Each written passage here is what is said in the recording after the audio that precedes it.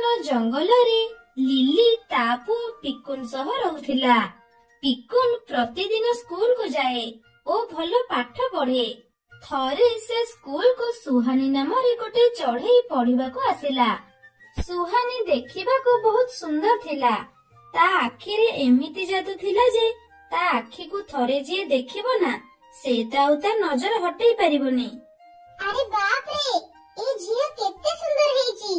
ଯଦି ମୋ ଫ୍ରେଣ୍ଡ ହେଇଯାନ୍ତା ନା ମତେ ବହୁତ ଭଲ ଲାଗନ୍ତା। ହଉ, କ୍ଲାସ ସରୁ, ତାପରେ ମୁଁ ୟା ସହ କଥା ହେବି। ପିଲେ, ତମେ ମାନେ ସବୁ ପାଠ କରିକି ଆସିଛଟି? ଆଜ୍ଞା ସାର୍, ଆମେ ସବୁ ପାଠ କରିକି ଆସିଛୁ। ହଉ, ସେ ପାଠ ପଛରେ ଦେଖିବା। ମୁଁ ଆଗ ତୁମ ମାନଙ୍କୁ କିଛି କ୍ୱେଶ୍ଚିନ୍ ପଚାରୁଛି, ତମେ ମାନେ ତାର ଉତ୍ତର ଦିଅ। ଆଚ୍ଛା ମିକି, କହିଲୁ ଆମେ ରବିବାରକୁ ଇଂଲିଶରେ କଣ କହିବା? ସାର୍, ରବିବାରକୁ ଇଂଲିଶରେ ସଣ୍ଡେ କୁହନ୍ତି। Very good Mickey. ଆଚ୍ଛା ସୁହାନୀ, ତୁ କହିଲୁ ଶନିବାରକୁ ଇଂଲିଶରେ କଣ କୁହନ୍ତି? ସାର୍, ମତେ ଏ କ୍ୱେଶ୍ଚିନର ଆନ୍ସର ଆସିବନି। ଓକେ, ଠିକ ଅଛି। ଆଚ୍ଛା ପିକୁନ, ତୁ କହିଲୁ ଶନିବାରକୁ ଇଂଲିଶରେ କଣ କୁହନ୍ତି? ସାର୍, ଶନିବାରକୁ ଇଂଲିଶରେ ସଟରଡେ କୁହନ୍ତି। ଆରେ, ଏ ପିକୁନ ତ ବହୁତ ସହଜରେ ଆନ୍ସର କହିଦେଲା। ଲାଗୁଛି ଏ ବହୁତ ଭଲ ପାଠ ପଢୁଛି। ହଁ, ସେ ପଢୁ, ମୋର କଣ ଅଛି। Very good Pikun. ଆଚ୍ଛା ପିଲେ, ଏବେ ତ ସମୟ ହେଇଗଲାଣି। ତମେ ମାନେ ଏବେ ଘରକୁ ଯାଅ। କାଲି ଆସିଲେ ଆମେ ବାକି ଥିବା ପାଠ ପଢିବା। ସାରଙ୍କ କଥା ଶୁଣି ସବୁ ପିଲା ଘରକୁ ଚାଲିଲେ।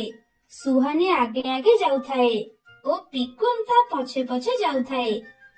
ଇଚ୍ଛା ତ ହଉଛି ତା ସହ ଯାଇ କଥା ହେବାକୁ, ହେଲେ ମତେ ଟିକେ ଡର ଲାଗୁଛି, କାଳେ ସିଏ ଖରାପ ଭାବିବ। ଆରେ, ଇଏ ପିକୁନ କଣ ମୋ ପଛେ ପଛେ ଆସୁଛି? ଇଏ କଣ ମୋ ପିଛା କରୁଛି ନା କଣ? ଯାଉଛି, ଏଇଠି ଟିକେ ରହିଯିବି, ସିଏ ଆଗରେ ଯାଉ। ଏମିତି କହି ସୁହାନୀ ସେଇଠି ରହିଗଲା ଆଉ ପିକୁନ ଆଗରେ ଚାଲିଗଲା। ଆରେ, ଏ ସୁହାନୀ କଣ ପଛରେ ରହିଗଲା? ହଉ, ରହିଲେ ରହୁ, ମୁଁ ଯାଉଛି ଘରକୁ ଯିବି। ନାଇଁ, ଏ ପିକୁନ ବହୁତ ଭଲ। ମୁଁ ତା ବିଷୟରେ ଇଆଡୁ ସିଆଡୁ ଭାବୁଛି। ହେତ୍ ତେରିକା। ସୁହାନୀ ଏମିତି କହୁଥାଏ କି ହଠାତ୍ ଗୋଟିଏ ଶିକାରୀ ଚଢେଇ ତା ପଛରେ ପଡିଗଲା। ଆରେ ବାପ ରେ, ଇଏ କଣ? ଗୋଟେ ଶିକାରୀ ଚଢେଇ ମୋ ପଛେ ପଛେ ଆସୁଛି। ଯାଉଛି, ଜଲ୍ଦି ଜଲ୍ଦି ପିକୁନ ପାଖକୁ ଚାଲିଯିବି। ଆରେ, ସେ ଚଢେଇ କଣ ଜୋରରେ ଉଡି ପଳାଉଛି। ଲାଗୁଛି ସିଏ ବୋଧେ ଜାଣିଦେଲା ମୁଁ ତା ପଛରେ ଯାଉଛି ବୋଲି। ସୁହାନୀ ଉଡି ଯାଇ ପିକୁନ ପାଖରେ ପହଞ୍ଚିଲା। ପିକୁନ, ମତେ ଟିକେ ହେଲ୍ପ କର। ମୋ ପଛରେ ଗୋଟେ ଶିକାରୀ ଚଢେଇ ପଡି ଯାଇଛି। ମତେ ତାଠାରୁ ବଞ୍ଚାଅ। ଓ ମାଇ ଗଡ୍, ଇଏ ତ ମୋ ପାଇଁ ଗୋଟେ ସୁବର୍ଣ୍ଣ ସୁଯୋଗ ୟା ସହ ଫ୍ରେଣ୍ଡସିପ କରିବାର। ହଁ ସୁହାନୀ, ତୁ ଚିନ୍ତା କରେନା, ତୁ ମୋ ସାଙ୍ଗରେ ଚାଲ। ଆମେ ଦୁଇ ଜଣ ହେଇଗଲେ ସେ ଆମ ପାଖକୁ ଆସିବନି। ହଁ ପିକୁନ, ତୁ ଠିକ କହିଛୁ, ଚାଲ ଆମେ ସାଙ୍ଗ ହେଇକି ଯିବା। ଏହାପରେ ସେମାନେ ସାଙ୍ଗ ହେଇ ଘରକୁ ଫେରିଲେ। ଏମିତି ପ୍ରତିଦିନ ସେମାନେ ସାଙ୍ଗ ହେଇ ସ୍କୁଲକୁ ଆସିଲେ ଆଉ ସ୍କୁଲରୁ ଘରକୁ ଫେରିଲେ। ଧୀରେ ଧୀରେ ସେମାନଙ୍କ ମଧ୍ୟରେ ବନ୍ଧୁତା ବଢିଗଲା ଆଉ ସେମାନେ ଖାଲି ସମୟରେ ଜଙ୍ଗଲରେ ଏକା ସାଙ୍ଗେ ବୁଲାବୁଲି କଲେ। ଏମିତି କି ଦୁଇ ଜଣ ଯାକ ଦୁଇ ଜଣଙ୍କ ଘରକୁ ମଧ୍ୟ ଯିବା ଆସିବା କଲେ। ଆରେ ମା ସୁହାନୀ, ତୁ କଣ କିଛି ଖାଇଛୁ ନା ନାଇଁ? ଆଣ୍ଟି, ମୁଁ କିଛି ଖାଇନି। ମତେ ଭାରି ଜୋରରେ ଭୋକ ହେଲାଣି। ଦେଲ, ମତେ କିଛି ଖାଇବାକୁ ଦେଲ। ହଁ ମା, ହଁ, ରହ, ତତେ ଖାଇବାକୁ ଦଉଛି। ଏମିତି କହି ଲିଲି କିଛି ଫଳ ଆଣିଲା ଓ ସୁହାନୀକୁ ଖାଇବାକୁ ଦେଲା। ଖା, ଭଲ କରି ଖା ମା, ସକାଳୁ ଉପାସରେ ଆସିଛି ପିଲାଟା। ଟିକେ ସମୟ ପରେ ସୁହାନୀର ଖାଇବା ସରିଲା ଆଉ ତାପରେ ପିକୁନ ସୁହାନୀକୁ ନେଇ ଜଙ୍ଗଲ ବୁଲିବାକୁ ଗଲା। ପିକୁନ, ତୁ ନା ବହୁତ ଭଲ। ତୁ ସବୁବେଳେ ମୋ ପାଖରେ ରହୁଛୁ ଆଉ ମୋର ଯତ୍ନ ବି ନଉଛୁ ଆଉ ବେଳେ ବେଳେ ମୋ ପାଠ ବି କହିଦଉଛୁ। ତୋ ପରି ସାଙ୍ଗ ପାଇଁ ମୁଁ ଆଜି ଗର୍ବିତ। ଆରେ, ଦେଖ, ସେଠି ଗୋଟେ ସେଓ ଗଛ। ଚାଲ ଯିବା ସେଓ ଖାଇବା। ହଁ, ଚାଲ ସେଓ ଖାଇବା। ଏହାପରେ ସେମାନେ ସେଓ ଖାଇବାକୁ ଗଲେ ଓ ସେଠି ପହଞ୍ଚି ସେଓ ଖାଇଲେ। ସେମାନେ ସେଓ ଖାଉଥାନ୍ତି। ଠିକ୍ ସେହି ସମୟରେ ସୁହାନୀର ବାପା ଦୂର ଜଙ୍ଗଲରୁ ଫେରିଲେ ଆଉ ସେ ସୁହାନୀକୁ ସେଓ ଖାଉଥିବାର ଦେଖିଲେ।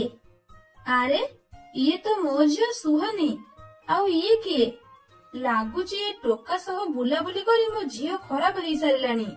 ଯାଉଛି ସେ ଟୋକାକୁ 2 ଚାପୁଡା ମାରିବି, ଯେମିତି ଆଉ ଦିନେ ମୋ ଝିଅ ସହ ଏ ମିଶିବନି। ଏମିତି କହି ରାମୁ ସେମାନଙ୍କ ପାଖକୁ ଗଲା ଆଉ ସେଠି ପହଞ୍ଚି ପିକୁନକୁ ମାରିଲା।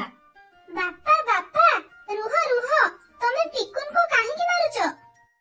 ତାକୁ କଣ ମାରୁଛି? ରହ ଏବେ ତତେ ମାରିବି। ଏମିତି କହି ରାମୁ ସୁହାନୀକୁ ବି ମାରିଲା ଏବଂ ମାରି ମାରି ସୁହାନୀକୁ ଘରକୁ ଆଣିଲା। ସୁହାନୀର ମା ସୁହାନୀକୁ କାନ୍ଦିବା ଦେଖି ଆଶ୍ଚର୍ଯ୍ୟ ହେଲେ।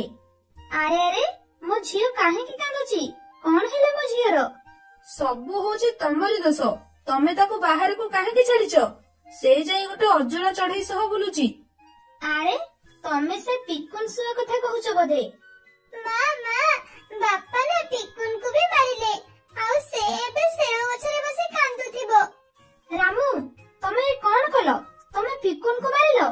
ତମେ ଜାଣିଛ ପିକୁନ ହେଉଛି ଗୋଟେ ବ୍ରିଲିଆଣ୍ଟ ଷ୍ଟୁଡେଣ୍ଟ, ଆଉ ସେ ବହୁତ ଭଲ। ଆମ ଝିଅ ତା ସହ ସାଙ୍ଗ ହେଲା ଠାରୁ ଆମ ଝିଅ ଏବେ ଭଲ ପାଠ ପଢୁଛି, ଆଉ ତମେ କିଛି ନ ଜାଣି ତାକୁ ମାରିଲ? ଏ ହେ, ମୁଁ ତ ବଡ ଭୁଲ କରିଦେଇଛି। ସୁହାନୀ, ମୋର ଭୁଲ ହେଇଯାଇଛି ରେ ମା। ମୁଁ ଆଉ କିଛି ଭାବି ଦେଇଥିଲି। ହଉ ମା, ଚାଲ ମୁଁ ଏବେ ତା ପାଖକୁ ଯାଇ ତାକୁ କ୍ଷମା ମାଗିବି। ତମେ ଯାଅନି, ମୁଁ ଯାଉଛି ତା ପାଖକୁ। ବଡ ଅଜବ ଲୋକ, କିଛି ନ ବୁଝି ନ ସୁଝି ପିଲାଟାକୁ ମାରିଲେ। ସୁହାନୀ, ଚାଲ ଯିବା। ହଁ ମା, ଚାଲ। ଏହାପରେ ସୁହାନୀ ଓ ତାର ମା ସେଓ ଗଛ ପାଖକୁ ଗଲେ। ସେମାନେ ସେଓ ଗଛ ପାଖରେ ପହଞ୍ଚି ଦେଖିଲେ ପିକୁନ ବସି କାନ୍ଦୁଛି। ପିକୁନ, ମୋ ସୁନା ପୁଅଟା ପରା, କାନ୍ଦନି କାନ୍ଦନି ବାବା। ସୁହାନୀର ବାପା ଭୁଲ ବଶତଃ ତୁମକୁ ମାରି ଦେଇଛନ୍ତି। ପିକୁନ, ତୁ କାନ୍ଦେ ନା, ମୁଁ ମୋ ବାପାଙ୍କ ଭୁଲ ପାଇଁ ତତେ କ୍ଷମା ମାଗୁଛି। ସୁହାନୀର କଥା ଶୁଣି ପିକୁନ ନିଜ ମନକୁ ବୁଝେଇଲା ଆଉ କହିଲା, ହଉ ଠିକ ଅଛି ସୁହାନୀ, ତୋ କଥା ରଖି ମୁଁ ତୋ ବାପାଙ୍କୁ କ୍ଷମା କଲି। ହଉ ଝିଅ, ତୁ ପିକୁନ ସହ ଥା, ମୁଁ ଯାଉଛି, ସିଆଡେ ମୋର କେତେ କାମ। ମା ଗଲା ପରେ ସୁହାନୀ ଓ ପିକୁନ ମନ ଖୁସିରେ ସେଓ ଖାଇଲେ ଓ ଜଙ୍ଗଲରେ ବୁଲିଲେ।